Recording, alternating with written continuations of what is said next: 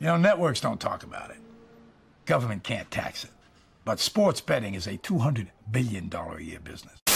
That's a major U.S. Supreme Court ruling that could open the door for legalized sports betting all across the country. The Supreme Court is giving the green light for states to determine on their own whether they want to legalize sports gambling. Tell Donahue his next pick is good for 20 grand, but I need him to guarantee a win, okay? I need a lock.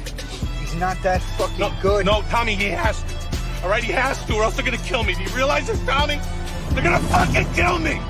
I can't afford to gamble anymore. I need a fucking lock.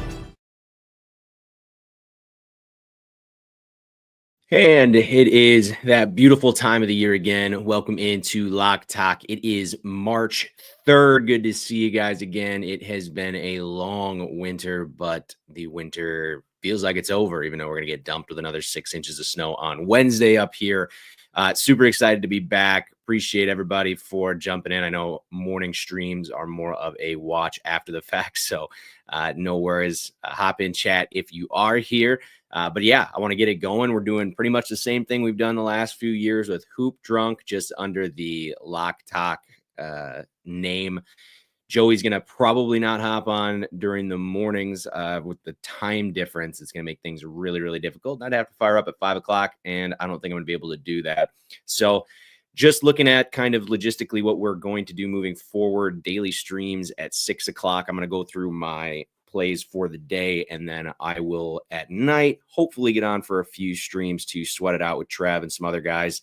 But big thing is getting this stuff out at 6 o'clock. And then I'm going to be posting some articles on X as well if you're more into the reading side of things. I'm not much of a reader, but basically going to just spew out my notes onto that.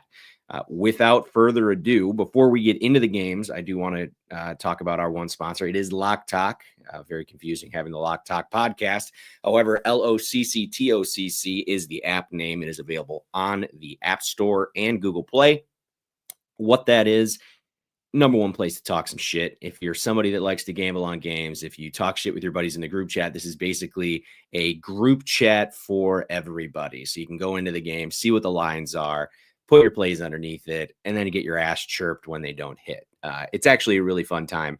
I haven't been using it as much, obviously, with the lack of betting this winter, but excited to get back on the app. So let's talk games tonight. Now, we do have the ASUN tournament starting. We're going to get to those games last because we have a lot of non-tournament games left. I'm going to turn down my brightness here. First game I want to talk about is Duke because as years change, things stay the same, and the Duke Blue Devils are legit. Unfortunately, they are very legit, and I expect Duke to probably make a deep run in the tournament this year. Tonight, they get Wake Forest. They are 20.5-point favorites. Total in that one, 145.5. Duke, they're 26-3 outright, 17-1 in the ACC, 19-10 record against the spread, number one in KenPom. Again, they're legit. Third straight game having a 20-point line. They have covered the previous two games back-to-back, 35-point wins over Miami and Florida State. Wake, they can score with their guards, Hunter Silas, Cameron Hildreth, great. But Duke's got the clamps across the board. They barely allow 60 points per game. This was a very, very low-scoring affair back in January. Duke actually just eked out a win, 63-58. Now that was at Wake Forest, obviously a difficult place to play, a much different place to play. But I think something similar is going to happen today. I like the under starting very ugly with an under at 145.5. I got a half unit on that one. Next one, a little bit of a throwaway game, in my opinion. Southern at Florida A&M. Southern's got 3 games to wrap up their SWAC regular season title. FAMU, they're first on the board. Jags spanked them in their first matchup. It was 91-57. I'd love to back them again, but you need to keep your head on a swivel with the Rattlers. 19-6 against the spread overall, 9-1 in their last 10, 8-1 at home, 14-6 as dogs. The numbers are pulling me one way. The trends are pulling me the other. That means I got to pass on it. So I'm going to pass on Southern Florida A&M. Grambling at Bethune-Cookman. We're going to stay in the SWAC here. Bethune comes this one, the aggressor. They won the first matchup 82-55. They're favored by 3 points tonight, or 3.5 now. BC, they have won 3 straight. They've done an average job clearing the number. They're a little over 500 this season. The line kind of feels like a trap. It feels like it should be a little bit wider than this. To take 2 and the cover feels like we're asking a lot in this matchup. I'm going to pass. The total on that was 132.5. I teetered on the over for that game, but ended up passing on both sides. McNeese and SF Austin, tough one. McNeese is way, way, way better. However, the Southland is completely wrapped up. They don't really have a reason to play all that hard. And it's a really impressive season for them. Aylin Breed, who they had earlier in the season, probably their best player, they lost for the season. Neither side really shows me trends as far as ATS total. Motivation's up in the air a little bit. This is going to be another pass for me. Howard at SC State. So some MEAC action. State's doing their best to push for a regular season conference title. They are behind Norfolk State with a couple of games to go. I'm laying 9.5 on this one. First one's motivation, because if you lose today, you're the 2 seed, plain and simple. Their final game against NCC is not a gimme. They lost to them earlier in the season, so this is a game that they need to focus on and win. Second, their previous matchup between the two, the Dogs won this thing 89-66 in Howard's building. Omar Krosky had a season high of 27. They shot 40% from outside. But the big number to me there is they forced 29 turnovers. Very, very sloppy game for Howard in that matchup. Third is the trends look great. SC State 16-10 against the spread, 5-2 at home, 7-3 in their last 10, and 11-4 is the favorite.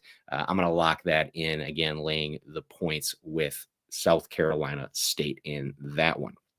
I just wanted to check if that number has changed.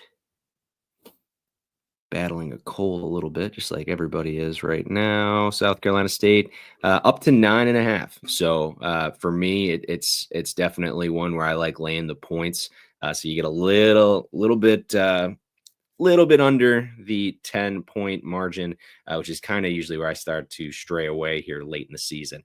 Next one, we're going to stay in conference with the MEAC, what looks like to be the MEAC champs, Norfolk State. They go to NC Central, who we just talked about. The Spartans, everyone's chasing them, 10-2 conference record. NCC's coming in kind of on the ugly side. They started the conference play at 4-3, looked to be a possible contender, but then they lost 3 of 4, and things just aren't shaking out that way. Immediately, my thoughts went to hammer the Spartans. However, State's a sub-500 team on the road. Central kept this to a 1-possession game and a high-scoring game on the road last time. I'm going to pass. It actually should be a great matchup. It'll be interesting to see how that MEAC kind of shakes out with Norfolk State, NC Central, and company.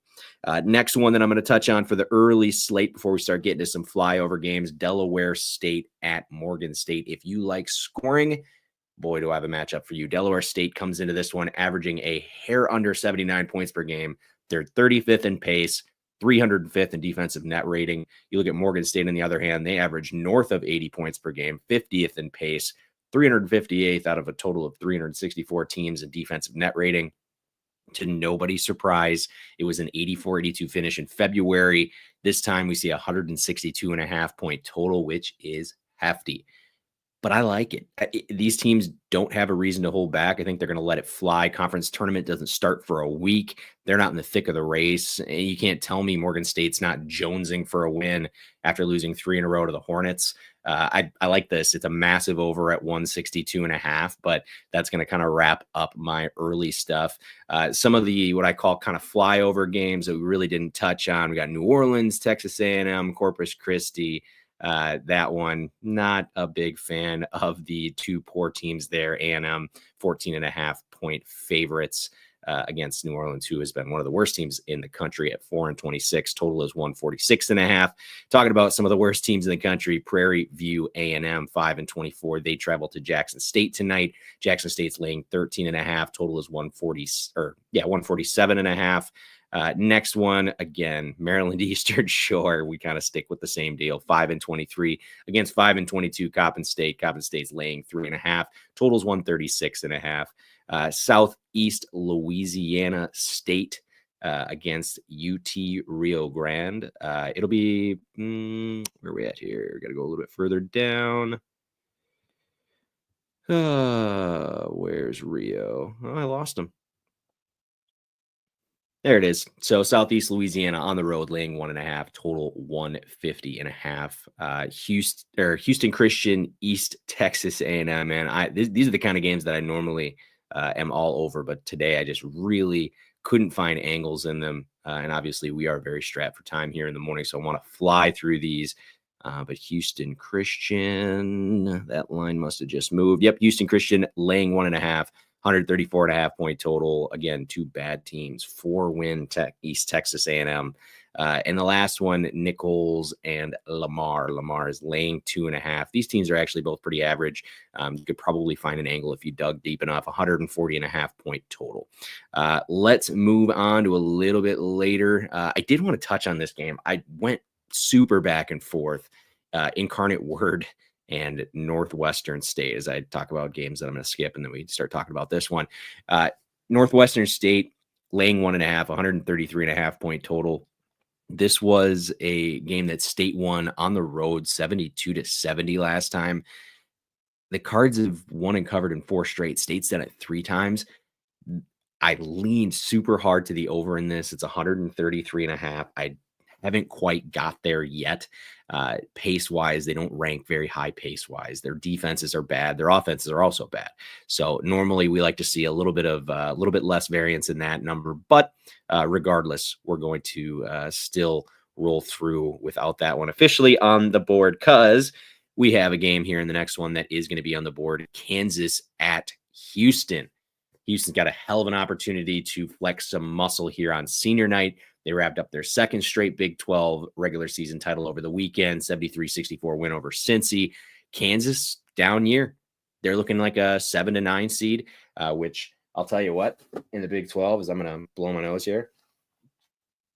Oh, it's that time of year, boys.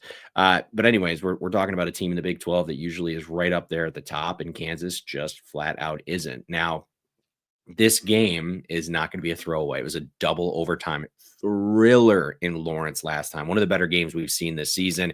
Houston forced first overtime at the end of regulation. Then we ended up playing 2.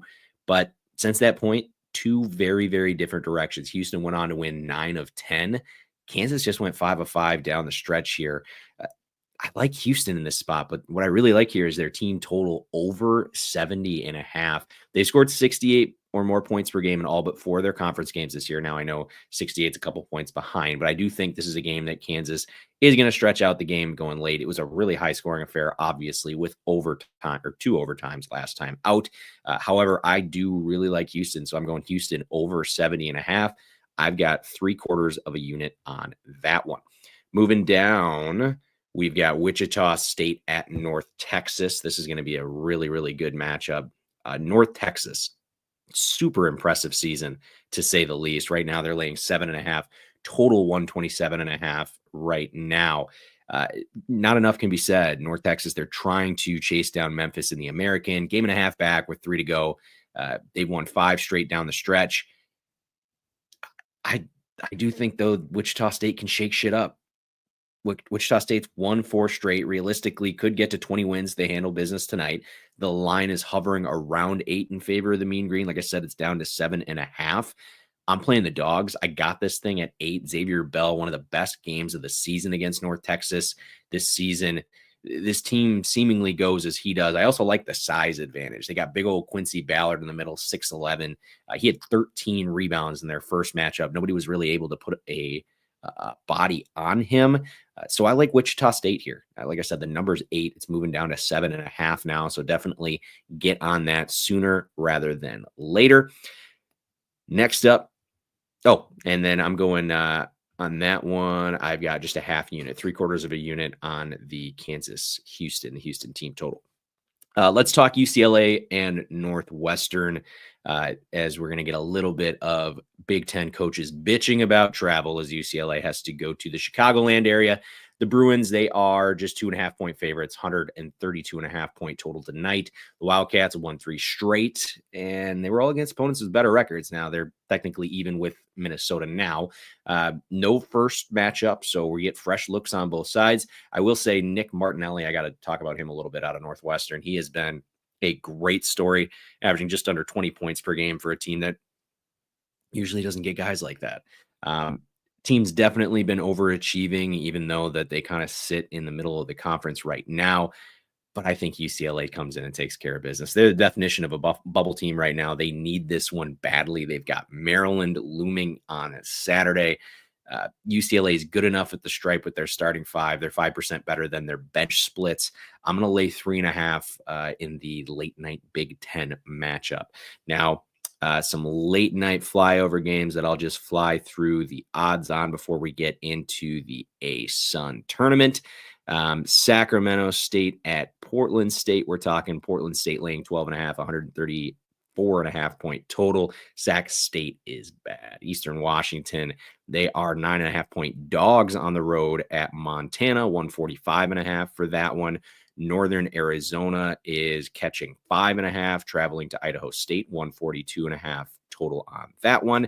And then Northern Colorado is laying 7.5 against Weber State, total in that one, 148.5. So let's talk a little bit about the only tournament going on today. It is the ASUN, which they have been kind of goofy about. We didn't get full lines, then they pulled lines.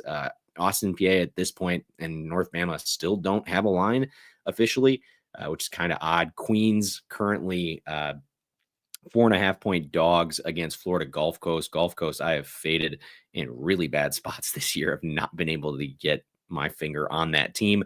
Total in that one, 147.5. It's going to be the first time that we see Gulf Coast in this tournament. Queens, interesting team. Or sorry, second time we see Gulf Coast. Or no, this is the first time. That ASUN is such an odd tournament, but you do love it. You do love it. So in that one, yeah, I would say I would lean Florida Gulf Coast, but I just can't bet them because every single time I bet them wrong. So that's going to be a pass for me in the first ASUN matchup. Second ASUN matchup. Let's get this rolling. Oh, come on, computer. You did me so well through most of the stream. There we go. Second one, Eastern Kentucky, Jacksonville. Jacksonville laying 2.5, 142.5 is the total. I did look at the total on this one a little bit. You got a team that averages 78. You got a team that averages 72. Now, Eastern, they fly 78 points per game themselves. They allow 75 points per game. Jacksonville 72 and 71. To me in this one, I would lean the over. Jacksonville is favored. But to me, I just think it's going to be a really, really high scoring matchup. You look at the last few, obviously the one matchup that sticks out, they played just a little bit ago at Jax, and it was 59-55 final. That is the only reason that I have not pulled the trigger on this. It's another game that I'm going to kind of keep an eye on as we go through. These conference games just seem to play with a little bit better pace when you don't have a home crowd. So, but it's going to be an interesting game to say the least. Last one that I wanted to touch on before we get out of here, Central Arkansas, who we bet on last night. That over went swimmingly. They get Lipscomb. It is going to be, where are we at here? Did they pull the odds on this one too? You're shitting me. They pulled the odds on Central Arkansas. All right, so we've got some moving and shaking in the ASUN here this morning. Love to see that, but really that's all I've got. I mean, we got 27 games today. We really kind of jump into the large slate tomorrow. That one I'm just going to kind of go through probably my actual plays on as we were able to kind of get into a little bit more of games that I'm not playing today. But other than that, I did see my boy Eric in the, oh, fuck you, Eric. Yeah, Wisconsin MSU score. For those that watched the Badgers yesterday, not a great matchup for my Badgers. But hey, we had won 4 straight in that building. We were bound to lose one eventually. So, but other than that, I wanted to touch on one thing before we leave. Not a sponsor, but a partner, because we are going to be doing some live streaming for March Madness at the Island Casino and Resort, one of the final Sports Illustrated sports books left in the continental United States, as Sports Illustrated has gone out of business, but they are operating up in the UP, and they're having a huge special if you like to gamble on college basketball. So for the tournament weekend, Thursday, Friday, Saturday, Sunday, here's the deal. If you bet $100, your room costs you only $39 a night plus fees. If you bet $500, we're talking full comp. Your boy's going to be going for the full comp. I would be in a really bad spot on Sunday and Saturday if I'm not betting $500 a day. But if you're only $100 better, $39 a night, and you get to stay at the resort, the casino, they got a whole spa, they got golf course, which won't be open. And then you get beautiful Escanaba. And between you and me, there's a dispensary in the parking lot. So, me and the boys will be up there. We'll be hitting it hard.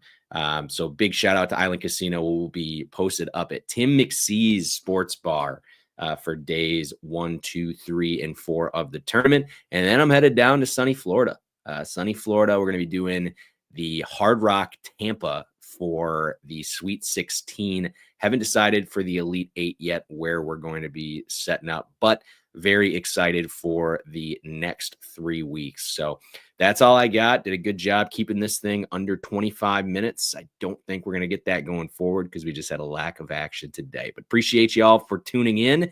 And as always, stay sharp, and we'll talk to you tomorrow.